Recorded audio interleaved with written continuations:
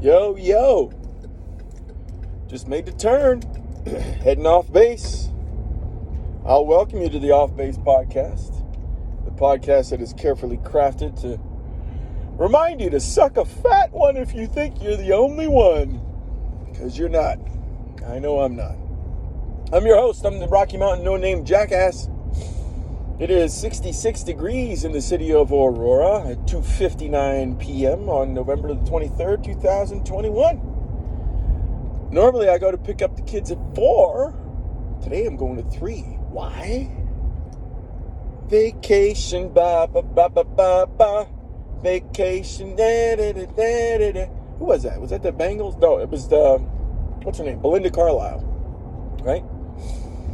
Yeah, I took tomorrow off, and then, of course, Thursday's Thanksgiving. My company gives us Friday off. And what I didn't realize, so I'm thinking, okay, I got a 5-day weekend coming. What I didn't realize is that I also took next Monday off. So I basically got a week here. 6 days, right? It was funny, as I was driving off base just now, or driving out of our house, I could see stop sign. I could see the stop signs ahead of me perfectly fine. But then there's this little ad. I forget the name of it right now. But this little thing that normally has like an ad for coffee, just a sign for coffee. And I couldn't read it this time. I was like, what the fuck? And then I realized, didn't have my glasses on, so I had to go back and get them. But we should still be on time. The reason why I got to pick up the kids a little bit early is because we got to get back and get fitted for all their ski gear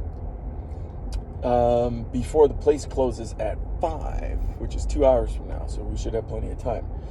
And the reason why is so that we can be the first ones to pick up their stuff in the morning, so that we make sure that we have it for the rest of the week, because we're going to be getting a great deal on the ski gear. We're not going to have to pay for any day in which the rental place is closed, and they're closed federal holiday Thursday, Friday, Saturday, and Sunday. So we don't have to pay for ski gear for 4 days. We will have to pay for it tomorrow, though. But that is a great motherfucking deal. Oh man, a lot of good stuff going on today. My stepson and I worked out yesterday, and Jesus Christ, man, since we have been, I'll be more specific, since I have been back in the gym, throwing weights around, because we're trying to put on some freaking muscle, right? Since we're trying to put on some muscle, in order for the muscles to grow, you got to feed them the right shit. And since we've been working out, oh my God, am I hungry during the day. So I've been eating like an animal, and I'm on the ketogenic diet right now. So I'm getting anywhere in between, I'll say 135 and 160 grams of protein every day, which has been great. And then the rest of it will be, calorie-wise, will be in terms of fats, minimal carbohydrates. Maybe I get 10 grams to 25 grams of carbohydrates per day. Unfortunately, a little alcohol here and there. But, oh my God, dude, I'm so hungry during the day. And I just finished eating about an hour and a half ago. I had my infamous chicken and cabbage soup that I make with soy sauce and jalapenos and 2 soft-boiled eggs. It's fucking fantastic. I probably eat a pound of chicken every day. So I got the pound of chicken, 2 eggs, and then all that cabbage. Cabbage is... I fucking hated cabbage when I was a kid. Fucking hated it. My parents are Polish, and my mother and my grandmother used to make this Polish dish called głomki, or pigs in a blanket, as we know it. So it's pork wrapped in cabbage, cooked. And the smell that used to go through the house, like that. Actually, that smell wasn't too bad. I'll take that back. What smelled worse was kapusta. If any of you know what kapusta is out there, that's basically like fermented cabbage, heated back up again. That's what really, really stunk. And what really turned me off to cabbage, because I smelled kapusta before I ate głomki, in terms of the chronology of my culinary experience in the Polish culture. So any association that I had with cabbage came first from the horrible smell of kapusta. But I always used to eat pigs in a blanket because they were delicious. But for the longest time, I didn't eat cabbage until I hit 40, I think. It was right around there, and now I fucking love it. And then come to find out, when I was doing keto diet for the first time, like 3 years ago, come to find out that cabbage is absolutely phenomenal for you if you're on the keto diet. It helps to regulate your digestive system. So I'm eating cabbage every day. I'm liking it. And it doesn't make you fart, like people suggest.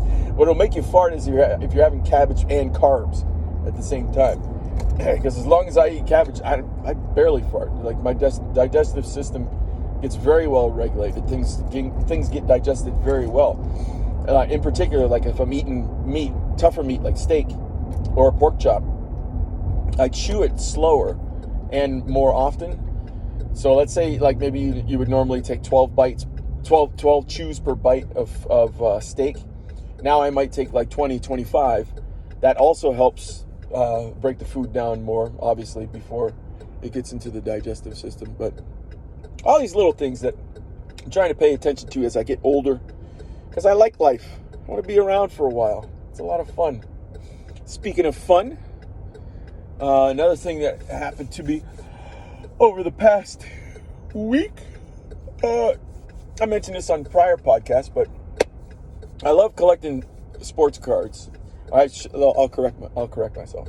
I loved collecting sports cards when I was a kid. Baseball cards, football cards, basketball cards. I did have a rookie year Michael Jordan that I was able to sell at the Chicago National Sports Memorabilia Convention back in July. It was really, really cool to go through that process. But I hadn't really collected any sports cards or anything like that for years. When I was there, I met a couple of Chicago cops who were huge Tom Brady collectors. And they're trying to get a lot of Patrick Mahomes right now, but we'll see if Mahomes holds up over time. Brady, I mean, Jesus Christ, Tampa Bay looked fantastic again this past Sunday. And out of all the teams that I've been following throughout the year so far, you know, there was a time in middle season after I saw the Saints play a couple of times, I was like, man, Kamara. I never remember how to pronounce his name. It's like, that dude looks fucking awesome. And then all of a sudden he got hurt. And the couple times I saw the Saints play, I was like, man, they look great. They look like good Super Bowl contenders. And then he got hurt, and I'm like, oh, shit. And then I'm watching the Packers play. I'm like, Jesus Christ, Aaron Rodgers looks awesome, right? And then he goes down with COVID, and then Green Bay starts losing. The one team that's been maintaining the fucking Tampa Bay Buccaneers, man. I'll tell you this much. I would not be surprised to see them repeat. Although Los Angeles Chargers looked fucking fantastic. Justin Herbert looked really, really good this past Sunday. So we'll see how it's all going to play out come 2022. Bottom line being, for the longest time, I was out of being a sports fan because we had a family and we're constantly doing shit, and we move around a lot because we're a military family as well. So I watched very, very little sports over the last 10, 11 years. Very little sports. I started watching a little bit when we lived in San Antonio, and the Spurs were jockeying for NBA titles with Tim Duncan and Manu Ginobili. So I started watching games again. My wife and I actually went to a Spurs game when we were in town. We just had a fucking great time when we were there. So we'll see what happens here as the NBA season proceeds here in Denver. We're actually going to be working the concessions at a Broncos game coming up to help pay for something that my stepson's going to be going to next spring. That'll be fun. Hopefully it won't be too cold. It might be cool to see John Elway walking around the stadium. Although he probably won't walk around, with the no-name jackasses like me. He'll probably be up in the hoity-toity boxes. And you can't blame him. That dude has earned it in spades. He is the man in Denver.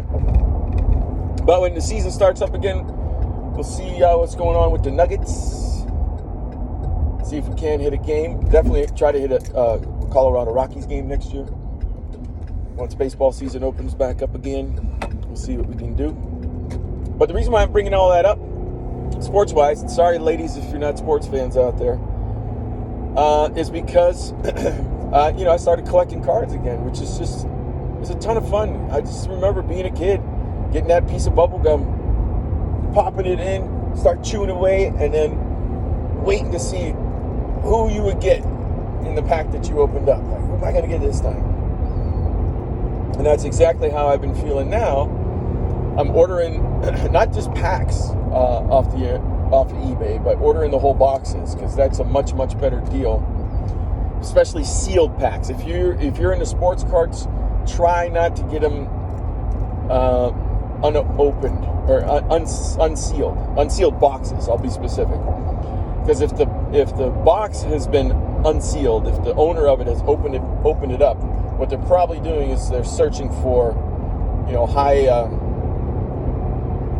high value cards, and particularly the ones that I'm trying to collect right now are some of the later year Jordans, when Chicago first started winning NBA championships in that first dynasty of 91, 92, and 93. So I've been collecting since we got back from Chicago in July, trying to pick up some of the other ones, because it's really hard to get more Jordan rookies right now unless you have a substantial amount of money lying around. Like, just to buy a pack that has 12 cards in it and a sticker on eBay, on different auctions. And also the cool thing about the wax packs back then is you could actually see through and see what the bottom card is and what the top card is.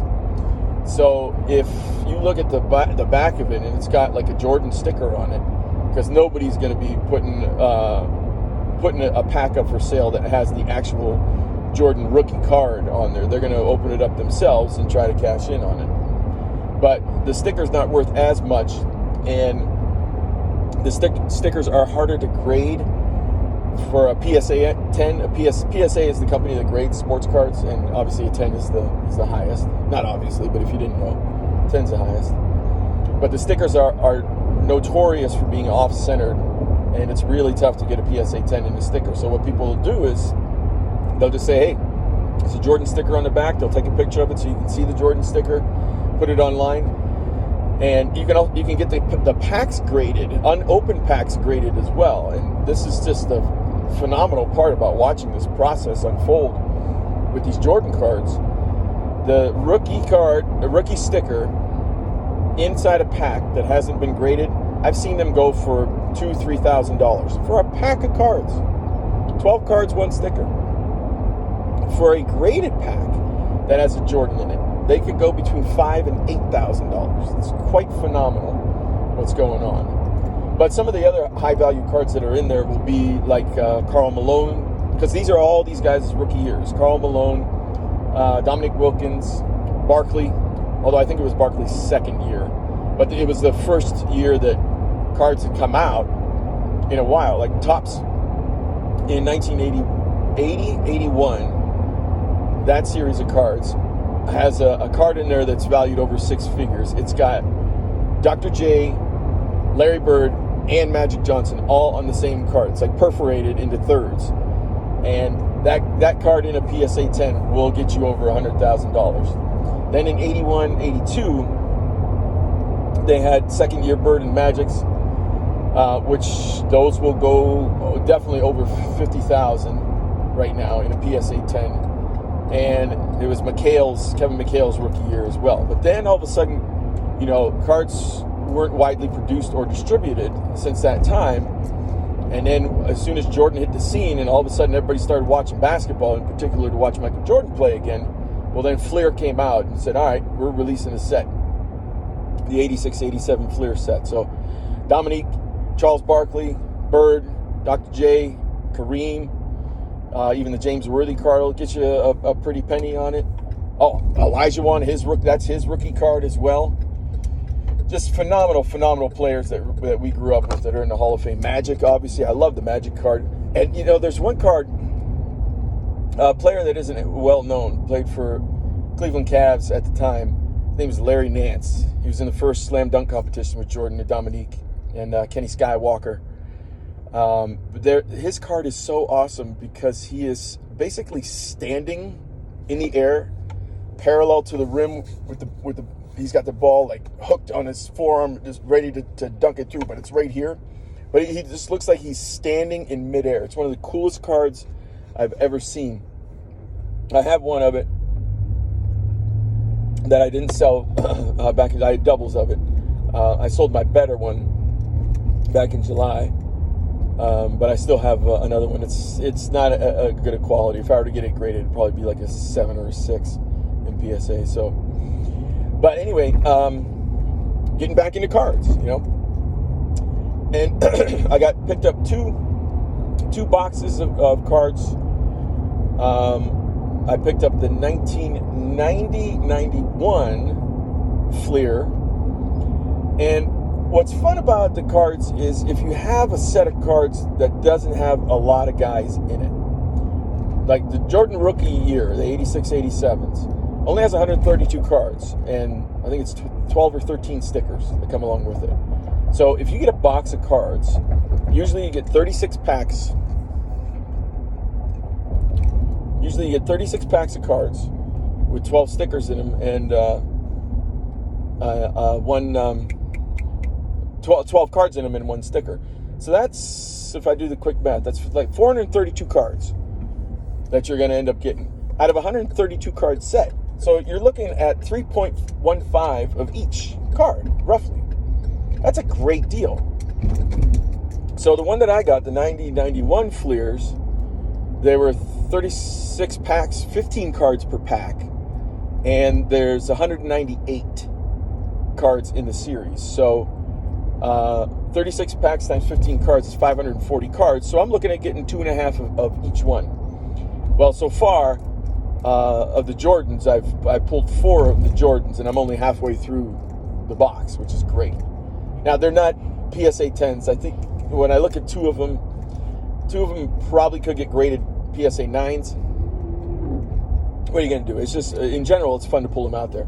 I have pulled some David Robinsons from that look fantastic. That's his rookie year. And the two, I pulled, I think, maybe 3 or 4, but 2 of them that I pulled for David Robinson, they look like they could be graded PSA 10s. And I'm not going to get any of my cards graded until prices come way down, because prices went way up when Jordan cards went berserk after The Last Dance came out. So the other series that I got that I'm going to start collecting now, starting to go after, is the Upper Deck series. And the first time Upper Deck published cards was in 91-92, which is the first year that the Bulls won the NBA title. They won it in 90-91, but the cards would come out the following year, 91-92.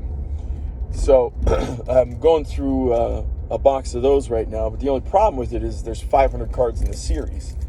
And if you get a box of cards, you're probably going to get 500 cards total, which means you might only get one of each dude. Luckily, I pulled 3 Jordans out of that one, but a lot of Magics out of that one, and a couple of Birds, which is nice. Also, I love pulling Dennis Rodman cards. Fucking Rodman. When I played, my favorite players were Magic and Rodman, and I always thought that if you could put those two together into one body, you'd have the perfect basketball player. Because I played point guard, Magic played point guard. I was a little bit bigger than normal point guards. Could see the floor well. Loved doing a no-look pass or making the defense look stupid. Then on the opposite side of the court, I loved frustrating the shit out of my opponents so much that they would get themselves a technical foul, just like Dennis Rodman used to do. Anyway, I'm here to pick up my boy. I've stopped, so I got to stop this, go in and get the guy, and enjoy the weekend. I'm not going to post again until next Tuesday when I come back. So for everybody out there, happy Thanksgiving, and I'll smell you in a week.